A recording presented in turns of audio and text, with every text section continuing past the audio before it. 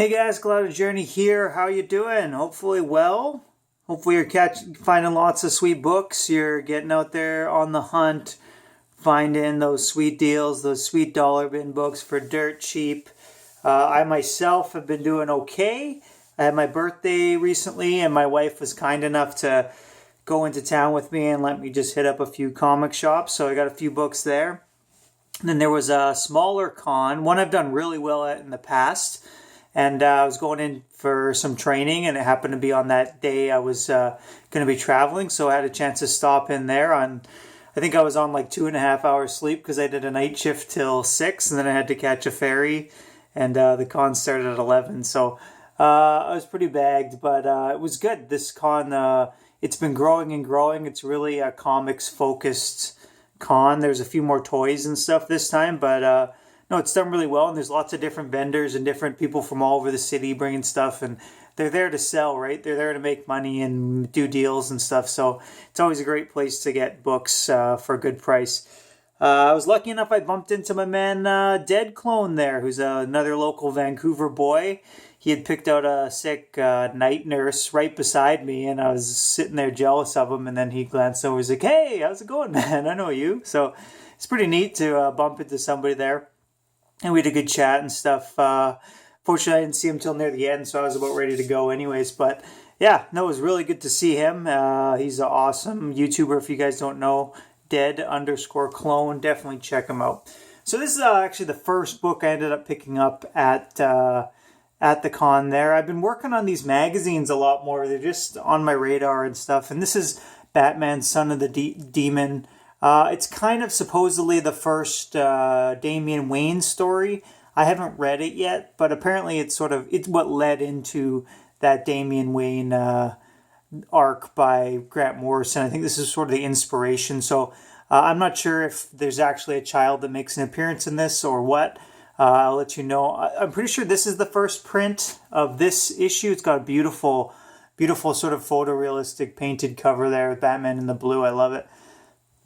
But there might have been the hardcover might have come out first, so that might be the money book. This was only $10, and it's like near mint and nice. So either way, for me, just as a book to read, $10 is an easy pickup.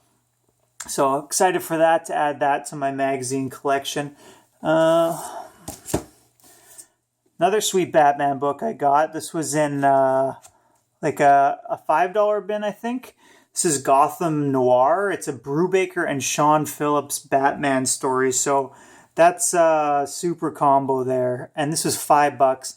It's like mint. It looks like it's never been opened. So I told my man, Johnny DeCosta, he could have it when I'm done. But it's so crisp, I don't even want to open it now. So I might just end up reading it digitally or whatever, because I don't want to break that spine. But yeah, beautiful book. Awesome cover. Just that beautiful old-fashioned like detective noir story cover. I love it. Looks like might be Jim Gordon here, but yeah, super stoked to read this book. I've never even heard of this one. It's one of the Elseworlds books. If you guys don't know about the Elseworlds, they're just DC books, usually little graphic novels that are set outside of the standard DC universe. So they'll take a different take on the character. There's one that combines Superman and Batman, for example, or just different origin stories. They're sort of like what ifs, but really great. Love these Elseworld stories.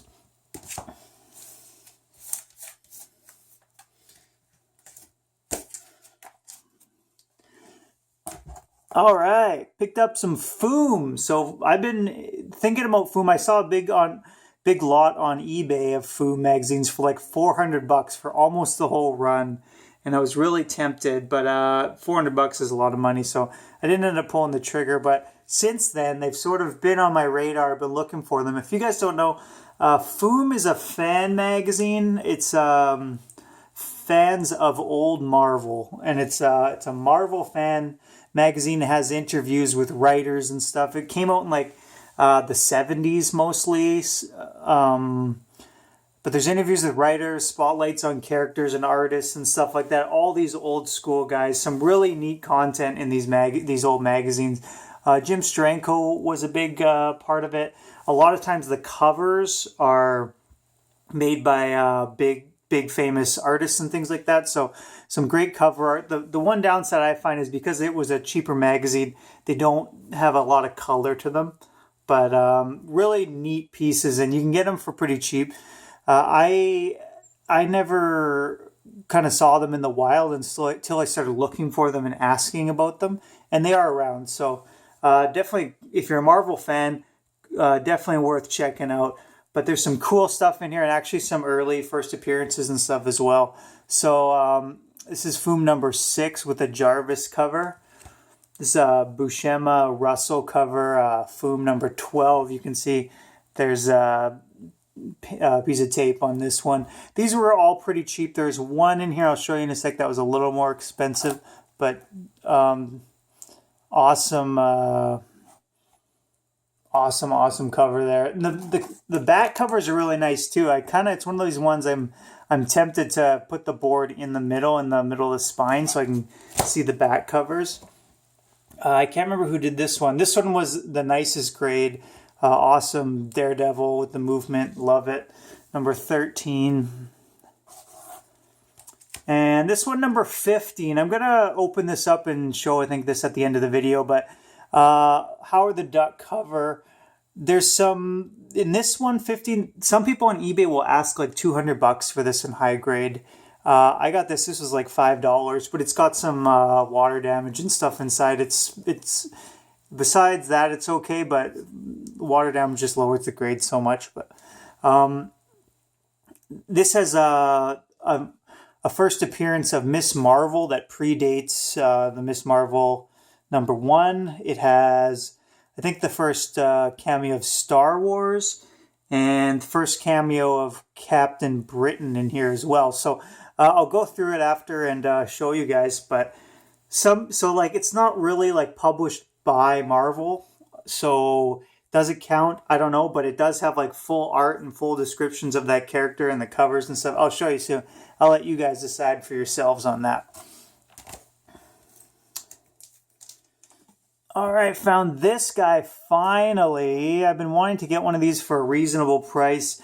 For a while, this was like a $50 book. This one is not near mint. It's probably fine shape, which is fine for me. It's not really a major key. It's just a really cool cover and a fun storyline where Silver Surfer gets taken over by Carnage. One of the rare of this sort of late 400s before they restarted at number 1. Rare cover that's pretty neat and worth picking up. But yeah, this storyline, they tend to go for like $25 to $50 each, depending on the condition, for $4.30 and $4.31. But happy to finally have this. I got this. I got this with that Gotham Noir for $25. So I was happy with that. So it's kind of like getting that other one free. Some dollar books. All right, let me stack them up. Actually.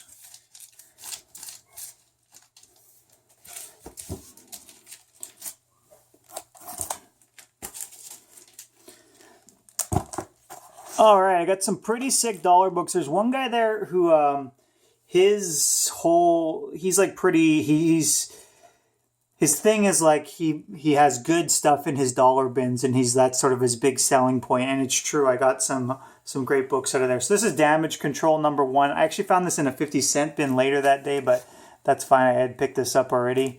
Damage Control is kind of cool if you guys don't know. It's a fun little story about the guys who have to clean up all the mess after the heroes come in and cause all the damage and destruction. So this one's about a gigantic robot that's leaning up against the World Trade Center, and they have to sort of take care of it, and Spider-Man's stuck inside. It's pretty fun. It's just, I like these sort of outside the superhero type stories. I always find them interesting about what happens in the rest of the universe and how they have to deal with all these guys.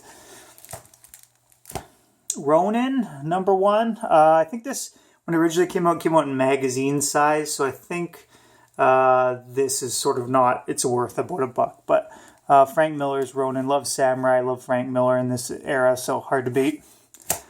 A bunch of Amazing Spider-Man. So 523. This is one of the only ones I actually didn't have. I thought I wasn't sure. I lost my list. I used to have a list of all the books I needed for my Amazing Spider-Man run, and I lost it on my old phone. I haven't remade a new one since I moved, so I got to make a new one because I bought a whole bunch of doubles here. But that one, and then a bunch of the other storylines. So some great covers on this. I have this book, but a different cover. But 525, 526, 527, and 528. And also 327, Eric Larson cover, Magneto versus Spider-Man, X-Men crossover. They had Detective Comics 875, so part of the Scott Snyder, Francavilla arc, which really creepy, awesome, scary arc. This is a great issue, so happy to find that for $1. And check this, I got this for $1, guys. The Red Hulk #6, it's the Michael Turner variant. So I have a whole bunch of these Red Hulk books because they're pretty underpriced. I don't know, maybe Red Hulk's not that popular anymore, I guess. But yeah, you can get a lot of these cool books for not too bad. And also the Civil War variant. I think this is the 1 in 15 variant. So that's kind of like, if you've seen this, like there's a whole set of them. But this was $1 as well. And I think I already had this issue too. I guess the Thor one's less popular. But I wanted to get all these variants of Civil War because they're pretty sweet.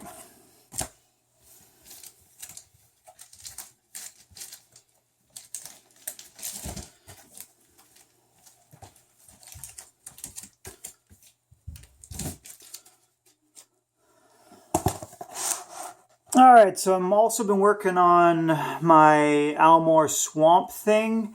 I think these were $2 for these. This one was good. This is the last one in his run, I guess, according to the sticker, so I didn't know that, but I want to get that whole run and then read it all as one. I haven't read it yet. This one's pretty low grade. You can see that big spine roll, but number 40 and number 47.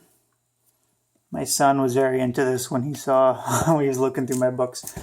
I picked up this X Factor 24 First Archangel, and this was like $5. It's not near mint, but for $5 it was kind of like, okay, well, I'll grab that. And also number 5, which is sort of the cameo of Apocalypse. So I think I have number 6 already, but I didn't have this. This was also $5. Again, not near mint. Not bad, but the white's kind of a little bit tanned, and the spine's not great, but yeah, not too bad. This I got I can't remember if I paid $1 or $2 for this book. Manhunter 2070. I've been looking for this forever. No, not looking for it actively, but I found it. I saw it online a long time ago, and I love the just ridiculous sci-fi element of the whole cover.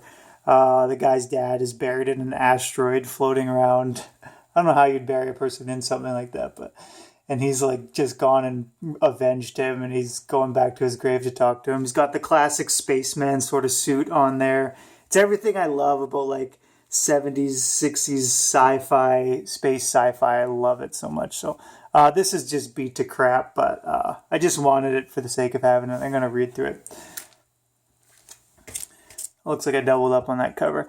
And Wolverine's number 3, first appearance of Phantom Mel, which is female Phantom X.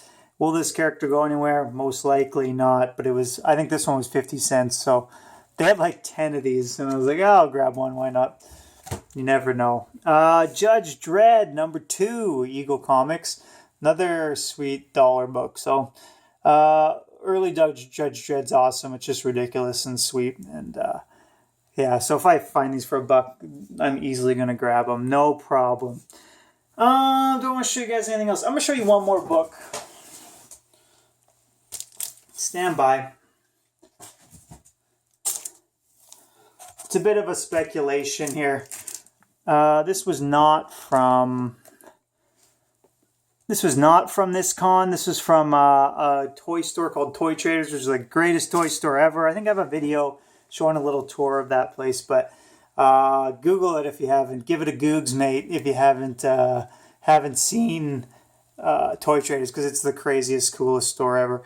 But they do have some comics, so this was in there. They had a CGC bin. This is Bedlam #1, signed by Nick Spencer. So I never read this book, but I asked my buddy Johnny DaCosta if he liked it. He said, no, it was terrible.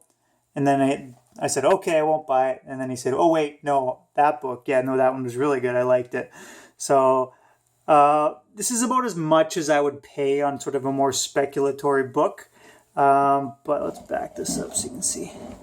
But this is signed by Nick Spencer and CGC 9.8. So it was 35 Canadian.